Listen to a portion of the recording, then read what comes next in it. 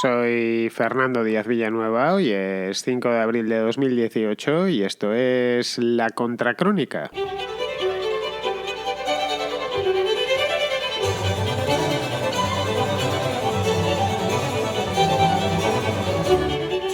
La Franja de Gaza se ha vuelto a calentar durante la última semana. Supongo que habréis leído ya las noticias. El viernes pasado se produjeron unos disturbios muy graves en la frontera. Una masa de manifestantes se abalanzó contra la valla fronteriza y el ejército israelí respondió con fuego real, ocasionando 18 víctimas mortales. No parece además que vaya a ser algo aislado, que es una cosa... Incidentes aislados en la frontera entre Gaza e Israel son continuos, porque esta vez se preparan nuevas movilizaciones dentro de la franja. El próximo viernes han convocado una gran manifestación que podría acabar peor incluso que la del viernes pasado. Lo cierto es que Israel tiene motivos para temer, ya que en la Franja de Gaza gobierna Hamás y es refugio de terroristas. Eso lo saben ellos y lo sabemos todos. Lo saben también los propios terroristas, que procuran estar siempre armados hasta los dientes dentro de Gaza. Pero la verdad es que los palestinos en Gaza casi no les queda otra. Están encerrados en una franja de terreno minúscula y con la movilidad muy restringida, tanto por israelíes como por egipcios, y pasando todo tipo de penalidades materiales. De ahí que Hamás, para su recluta, lo tiene bastante fácil. El mes próximo se celebrará en Israel el 70 aniversario del nacimiento del país, que fue en mayo de 1948. La verdad es que según están colocándose todos los elementos, no eliminemos que termine siendo un aniversario trágico.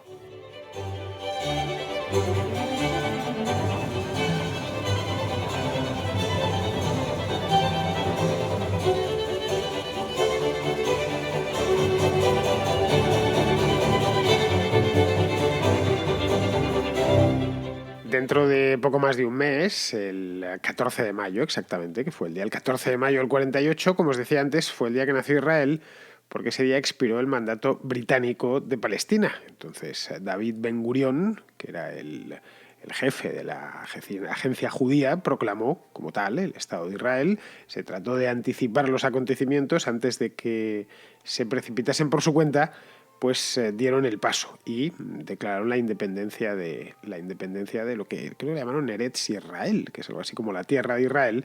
La cuestión es que de eso han pasado ya 70 años y lo que podemos ver, así a modo de gran balance, es que está después de 70 años, claro, que no es una cantidad de tiempo considerable o lo suficiente como para hacer un balance razonable. Es decir, no han pasado ni 5 ni 10 años, han pasado 70, que son pues así aproximadamente 4 generaciones, y además han pasado muchas cosas dentro y en los alrededores de Israel a lo largo de los últimos 70 años, así que nos permite hacer historia muy reciente, pero sacar unas cuantas conclusiones. Y la primera de todas es que lo de Israel es, en cierto modo, un milagro. Poco que se mire con ojos de historiador, la historia brevísima del Israel moderno, del Estado de Israel actual.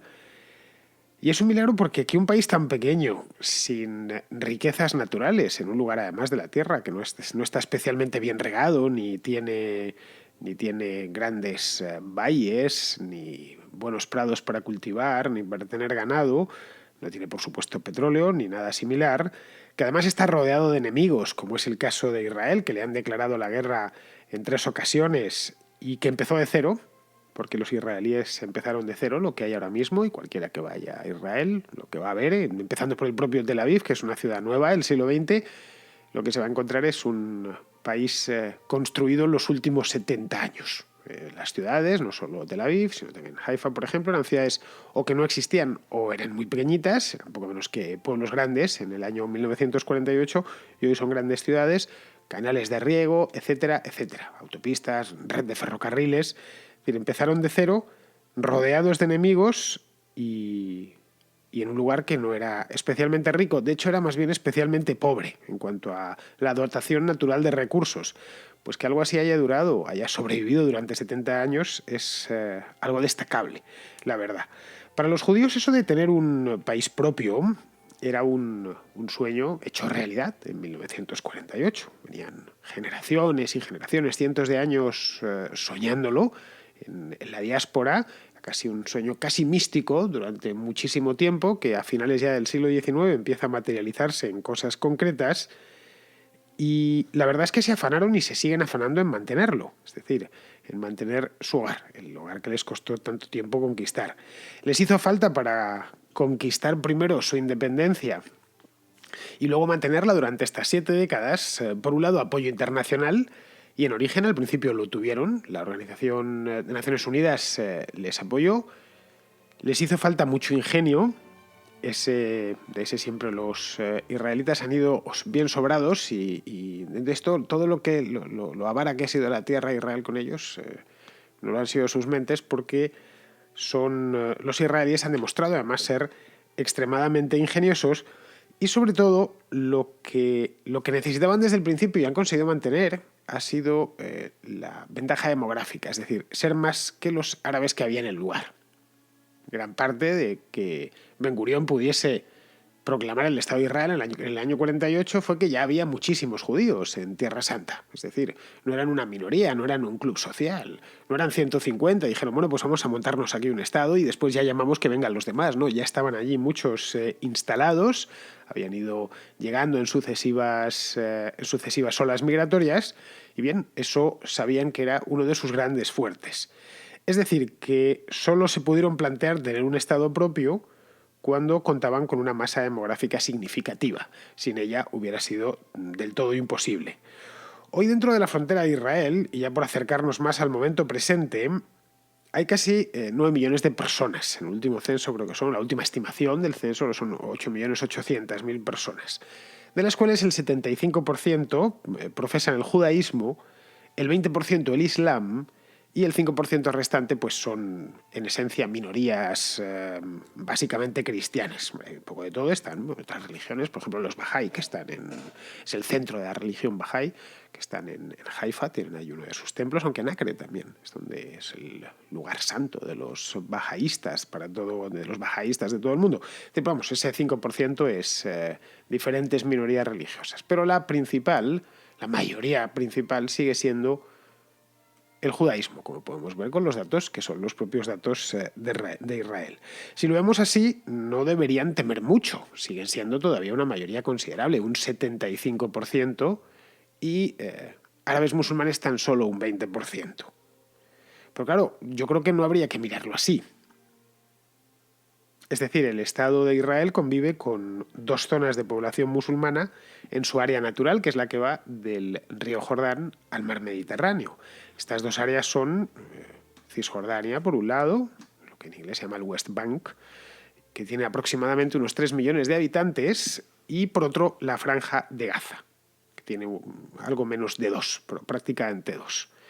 Es decir, tenemos ahí unos 5 millones de palestinos entre Cisjordania y Gaza, a los que habría que sumar otros 2 millones de musulmanes israelíes. Es decir, de ese 20%, de los 9 millones, pues son unos 2 millones de musulmanes que viven en Israel y que tienen son residentes y tienen el pasaporte israelí, pero que son musulmanes. No estoy diciendo que sean malos israelíes, ni mucho menos, pero que profesan el Islam. Es decir, que si ponemos ya todos los números encima de la libreta, lo que nos encontramos es que hay aproximadamente el mismo número de judíos que de musulmanes entre el Jordán y el Mediterráneo. Es decir, aproximadamente unos 7 millones. Es decir, que se han equiparado. Esto no era así en 1948 y tampoco era así en 1968. Es decir, esto es nuevo. Y es nuevo a pesar de que era previsible, ahora es cuando estamos empezando a verlo, y era previsible porque la población musulmana crece más deprisa que la judeo-israelí. Es decir, los musulmanes tienen más hijos que los israelíes. Por lo tanto, esto es una cuestión de tiempo. Al final se veía, ya digo, venir y esto se sabía. Era cuestión de dejar que pasase una generación tras otra, y si una de las comunidades tiene de promedio 2 hijos y la otra tiene 4, es cuestión de 3 o 4 generaciones que una comunidad sea mucho más grande que la otra. Esto ha sucedido siempre a lo largo de la historia de la humanidad y seguirá sucediendo. O sea, que no sé quién decía aquello de que realmente la historia son demografía y recursos, creo que era Jared Diamond. No es tan simple ni tan mecanicista, pero importa. tanto la demografía como los recursos. En el larguísimo plazo, sí, demografía y recursos, más demografía que otra cosa, pero bueno. Bien, el hecho de que ya estén empatados y que estén 7-7, o 50-50, como queráis verlo, esto tendrá consecuencias en el futuro, y consecuencias de primera magnitud que pondrán al actual Estado de Israel ante una difícil disyuntiva cuando la población judía sea sensiblemente inferior a la población musulmana. Y esto si se mantienen estas cifras de natalidad, y por ahora se están manteniendo, es decir, los judíos israelíes no tienen las tasas de fertilidad miserables de los europeos occidentales, pero son bastante más bajas que la de los musulmanes del lugar. Bien, esto dará lugar a un dilema, y además a un dilema tan importante que a mí solo planteármelo, es decir, ponerme en el año 2040, por ejemplo, que no está tan lejos como pensamos, está a poco más de 20 años vista de aquí, de donde estamos ahora, y automáticamente me he hecho 3 preguntas, solo constatando este hecho y constatando el hecho de que están empatados y que dentro de 20 o 25 años es muy probable que haya más musulmanes que judíos, y creo que se las tienen que estar haciendo también allí.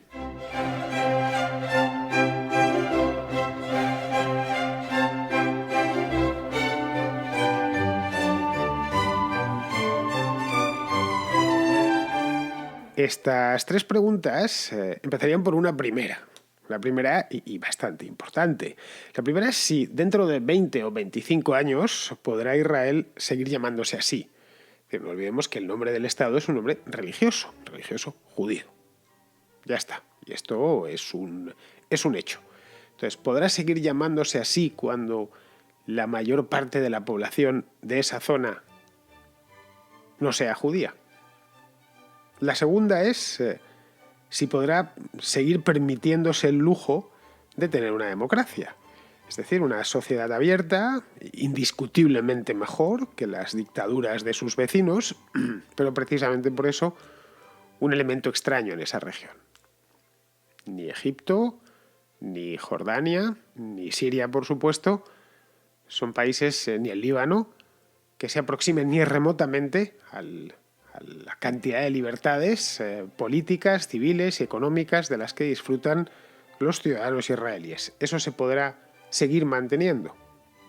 Y por último, y esta ya va más atada a las cuestiones meramente de control del territorio, es decir, cuando sean muchos más los musulmanes que los judíos, ¿podrá el Estado de Israel seguir controlando el territorio como lo hace ahora? A pesar de que, ahora lo hace porque tiene una superioridad técnica y militar evidente, pero también cuenta el número. Es decir, no solo tenemos mejores armas, sino que además somos los mismos o más que vosotros. En algún momento de los próximos 20 años, los israelíes tendrán que hacerse estas preguntas. Si es que no se las están haciendo ya, que entiendo que se las habrán hecho unas cuantas veces o se estarán haciendo continuamente. En este aspecto el caso de Gaza es paradigmático. Paradigmático porque es un lugar realmente pequeño. El más pequeño, de verdad, tiene una presencia internacional en las noticias, en los informativos, todos conocemos, o yo creo que la mayor parte, cualquier persona formada en Occidente sabe colocar Gaza en el mapa y por supuesto sabe que existe y ha leído sobre ella. Pues es un lugar enanísimo. Tiene exactamente, ido a mirarlo, sabía que era muy pequeño, pero no sabía exactamente los kilómetros cuadrados que tenía. Tiene 365 kilómetros cuadrados. Eso es muy poco. Es decir, es la mitad de la isla de Ibiza en España. La mitad de Andorra. Algo más de la mitad de Andorra. Andorra tiene unos 470 kilómetros cuadrados, creo. Pero vamos, sigue siendo una cantidad pequeña. Aunque fuese como Ibiza o como Andorra, seguiría siendo un lugar realmente enano. Como bien conocéis, los españoles, uno se puede hacer Ibiza en bicicleta sin demasiados problemas. Andorra no tanto porque están los Pirineos y está lleno de montañas y de cuestas, pero Ibiza sí, es decir, que es una cosa muy accesible. Hay municipios en España que son bastante más grandes, son el doble y el triple de lo que es la Franja de Gaza. Pues bien, en esos... y os digo otra vez la cifra, 365 kilómetros cuadrados, hay viviendo aproximadamente 1.850.000 personas. Y esta es una estimación de hace 3 años, del año 2015. Luego es posible, o por no decir seguro, que en 2018 sean ya unas cuantas más, es decir, sean ya 1.900.000 personas. Dejémoslo en 2 millones para redondear. Nos podemos hacer a la idea de cómo viven. Viven literalmente como sardines en lata. Y al estar bloqueados en las dos fronteras que hacen, tanto por el lado egipcio como por el israelí, pues la economía del lugar no es precisamente boyante. Es decir, está superpoblada y vive de manera un tanto mísera la población, estos 2 millones de personas que viven allí. Diréis, bueno, ¿y los gazatíes quieren seguir viviendo allí? Pues hasta ahora sí.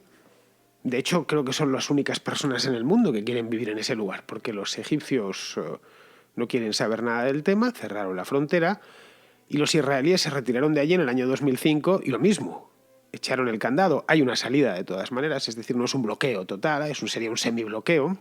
Se puede entrar y salir de la franja con restricciones, pero se puede hacer.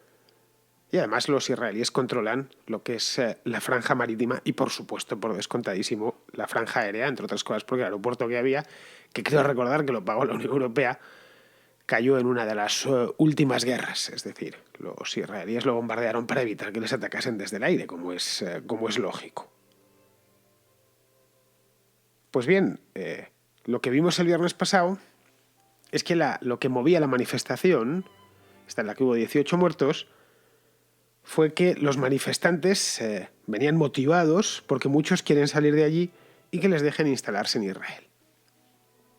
Estuve leyendo varios reportajes de estos que ha hecho la prensa, la mayor parte de ellos con un sesgo claramente pro-palestino, y contaban algunas historias humanas y algunos decían, no, yo es que lo que quiero es volver a la ciudad de Ashdod, de donde venían mis abuelos, entonces quiero que se me reconozca que yo también soy de allí y que pueda volver, a pesar de que ese chico, pues claro, no ha visto Ashdod en su vida y se ha pasado, nació en Gaza y ha vivido toda la vida allí, pero bueno, están reclamando, muchos reclamaban que se les dejase volver a donde habían vivido sus antepasados. Dices, bueno, entonces, ¿por qué los israelíes no les dejan salir? Bien, esto responde a criterios puramente políticos. El bloqueo responde a una estrategia que adoptó Israel en el año 2006, tras la victoria de Hamás en las elecciones locales de Gaza, con la idea de, mejor dicho, con una doble idea. Por un lado, presionar a los egipcios a ver si reocupaban la franja, como hasta el año 67, y por otro, querían castigar a la población para que se rebelase contra sus dirigentes. Es decir, si a estos tipos les hacemos pasar hambre, en una palabra, pues sacarán a los terroristas de Hamás del poder. Bien, a la vista está que no ha funcionado. Han pasado 12 años de aquello, estamos, recuerdo, en 2018, y seguimos igual que estábamos. Bueno, miento. Igual no, estamos peor que estábamos, porque ahora son más y están en peores condiciones materiales. Y por lo tanto, más enrabietados, como pudimos ver el viernes pasado en la manifestación esta, y como seguramente tengamos ocasión de ver este viernes próximo en la que van a montar. Y todos sabemos en qué consiste el cóctel: pobreza, fanatismo, hartazgo. Es decir, el tipo de frutos que da, que termina arrojando. Pues da lo del viernes pasado. 18 muertos en un lado, que son ya 18 mártires, que podrían ser más si se acercan este viernes otra vez a la valla con idénticas intenciones de atravesarla.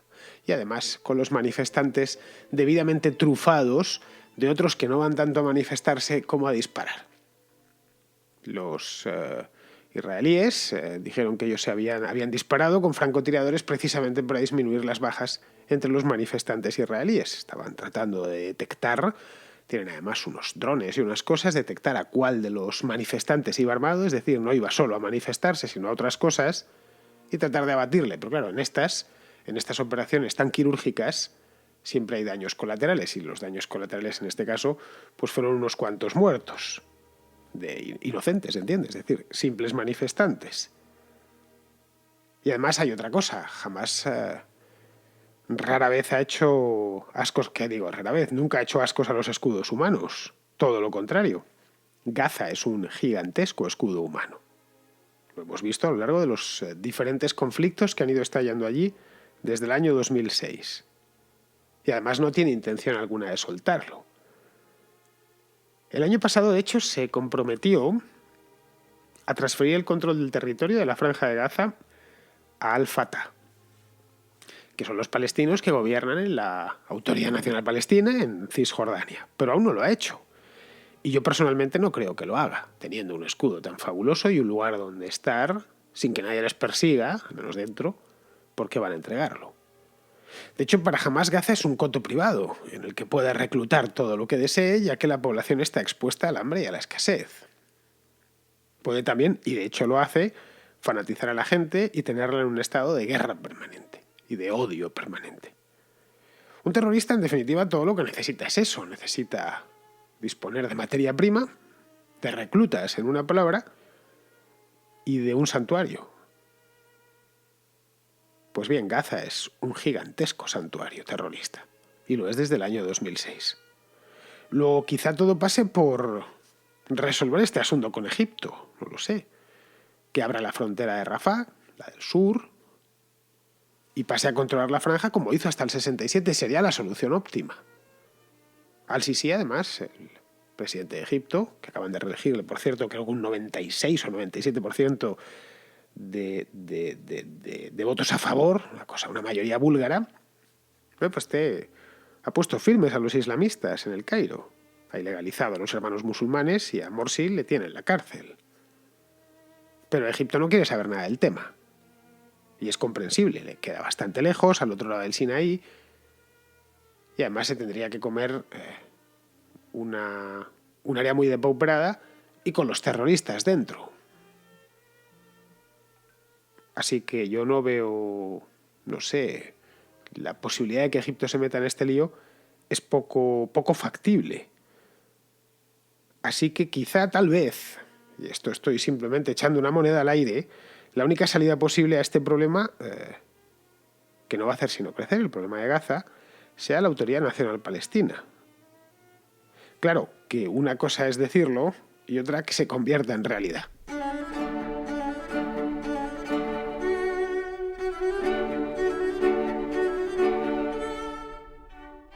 Mariano, un venezolano que vive en Panamá, quiere hacernos una reflexión sobre el macarrismo en política. Sí, el macarrismo, es decir, la cantidad y variedad casi infinita de macarras que hay en política a raíz de que hace unos cuantos programas llamase yo personalmente macarra a Vladimir Putin. Hola Fernando, muy bueno el programa de Putin. La verdad no sé si tiene armas o no tiene armas de este calibre, puede ser un bluff, sí, puede ser. Lo que sí me preocupa es lo que tú dijiste, que lo calificaste de macarra. Y eso sí es peligroso en una persona como Putin. Los macarras solo se rodean de macarras. Te lo digo porque soy venezolano y sé lo que eso es. Hugo Chávez se rodeó de verdaderos macarras, ampones, narcotraficantes, malandros, maras, lo peor. Ese era su equipo de trabajo. Ninguna persona con dos dedos de frente va a trabajar al lado de una persona de esta. No creo que tú seas parte de su asesoría. ¿De qué se rodean? De lo peor. Cuando esta gente falta, los que quedan en poder son ellos. Claro que Venezuela no tiene ninguna potencia nuclear ni nada, pero si Rusia queda en manos, si Putin falta y Rusia queda en manos de esta gente, de su equipo, entre comillas, imagínate el lío en que todos vamos a estar. La verdad no tengo calificativos para describir a esta gente porque son tan malos, que ellos mismos se autodestruyen, ácido de batería, no, destruyen todo, acaban con todo. Eso sí es mucho más preocupante de que tengan o no tengan, que en realidad no sabemos, porque lo que ellos tienen probablemente los otros también. Siempre ha habido más o menos un equilibrio. Bueno, te repito porque soy venezolano y lo viví en carne propia. Tu programa muy bueno, Fernando. Un gran abrazo desde Panamá. A todos, saludos. Pues sí, efectivamente, Mariano, así es. Mira, en España tenemos un dicho que dice textualmente, la cabra siempre tira al monte. Es decir, si tú tienes una cabra, vas a ver cómo la cabra se va a ir hacia el monte, que es su lugar natural. El macarra siempre se juntará con macarras, el tipo elegante con tipos elegantes, el educado con gente educada, El que es culto se juntará con otros que son cultos y el borracho con los borrachos, es inevitable. Es decir, si eres un macarra, es decir, eres una persona arrogante y de poca educación, que podríamos definir a un macarra más o menos o aproximadamente así, al final se terminará juntando y terminará eligiendo y se rodeará de otros macarras como él. Putin efectivamente, y me reafirmo en lo que dije en aquel programa, es un macarra, pero a diferencia de Chávez o de Maduro, Chávez ya está muerto desde hace años, no tiene el poder absoluto y eso cuenta bastante. Es decir, un macarra desencadenado es un peligro total porque va a escoger a otros macarras y al final lo que vas a tener es un gobierno de macarras, de ampones, es decir, de gentuza en una palabra, pues como es el caso actualmente del gobierno bolivariano. Pero en cambio en Rusia, aunque le gustase hacer eso a Putin, que sinceramente tiene más nivel, de lo que tiene más nivel cultural y más nivel intelectual de lo que tiene Nicolás Maduro, pero bastante más, ¿eh? No hay color, vamos. Aunque le gustase hacer eso, aunque quisiese rodearse solo de gente como él y controlarlo todo, no podría, porque como bien expliqué en aquel programa sobre Putin, o en uno sobre las elecciones que hice el mes pasado, dediqué 2 o 3 programas a Rusia a raíz de las elecciones. La cantidad de poderes y contrapoderes que hay en Rusia es muy distinta a la que había en Venezuela en 1998. Es decir, Chávez se pudo hacer con todos los resortes del poder, cosa que Putin no puede ni soñar hacer algo similar en Rusia. Pero bueno, vamos con otro oyente. Este es Adrián, un oyente de Salamanca, que ha escuchado también otro programa este que hice sobre los aranceles. Hemos hecho un par de ellos. El último lo hice hace un par de días solo y el primero hace cosa de una semana o 10 días. Bueno, pues el primero de ellos en el que ponía un ejemplo sobre los bolígrafos Bic. Estaba hablando de pues lo primero que miré en mi mesa mientras hacía el programa y vi un bolígrafo Bic de color azul, que es el bolígrafo que utilizo yo siempre, y comentaba que incorporan los bolígrafos Bic, aunque nos parezca un producto terminado, y podemos decir, bueno, este bolígrafo Bic está hecho en España, en concreto en una fábrica, creo recordar, en Tarragona. Luego es un producto español. Y dije, no necesariamente, porque algo tan simple como un bolígrafo, que se me ocurren pocos productos tan sencillos y acabados, incorporan varios productos, varios bienes, que pues plástico, tinta, metal, además el metal conformado en forma de bolita, que por algo se llama bolígrafo, que no siempre se producen en el país donde se fabrica el bolígrafo. Es decir, que aunque este bolígrafo que yo tengo en la mano esté hecho en Tarragona, pues quizá la bolita se ha hecho en Bulgaria o qué sé yo, en Mongolia o en Holanda, no lo sé, lo desconozco. Así que, bien, eso es el comentario que hacía y quiere complementarlo Adrián ahora con un comentario suyo. Hola Fernando, me gustaría añadir una cosilla al ejemplo que has puesto de los bolígrafos Bic, ya que considero que el principal beneficiado es el Estado, por la simple razón de recibir un ingreso por una compra que se realiza, en este caso, los bolígrafos Bic, ¿no? En cierta medida se podrían ver beneficiados los productores de tinta, en más específico, los productores nacionales o los productores europeos, pero a largo plazo muy probablemente se buscaran sustitutivos o se buscaría una solución que muy probablemente no sería beneficiosa para estos colectivos siempre y cuando no cambien su estructura productiva o mejoren sus procesos de producción. Por lo tanto, sí podrían verse beneficiados algunos proveedores de Vic, pero en mi opinión, solamente a corto plazo y a largo plazo se verían incluso perjudicados, ¿no? Pero es un análisis que creo que lo que viene a decir es que el único que se ve beneficiado realmente, y tampoco está muy claro, es el Estado. Bueno, Adrián, el Estado se beneficia de la actividad económica, básicamente. El Estado trinca impuestos, es decir, siempre que compramos o vendemos algo, cuando trabajamos también, hagamos lo que hagamos, en una palabra, cualquier actividad nos va a meter un impuesto o una tasa, o casi cualquier actividad. Por respirar todavía no nos ha puesto impuestos, pero tampoco vamos a decirlo muy alto, no vaya a ser que se les ocurra. Vamos, toda actividad económica tiene devenga impuestos. De ahí que Y eso de los impuestos de lo que vive el Estado, su burocracia, los políticos, etc. Luego, si la actividad económica desciende, se benefician bastante menos o no se benefician en absoluto. Es decir, eso se ve muy bien durante las crisis económicas. El principal problema que tiene el Estado es que hay mucha gente desempleada. Y la gente desempleada no tributa o tributa muchísimo menos, consume muy poco porque no tiene con qué, y además al no ganar ningún salario mensual, pues no hay deducciones de su salario, es decir, no tiene retenciones, mejor dicho, de su salario. Por lo tanto, el Estado en principio está interesado en que nos vaya bien.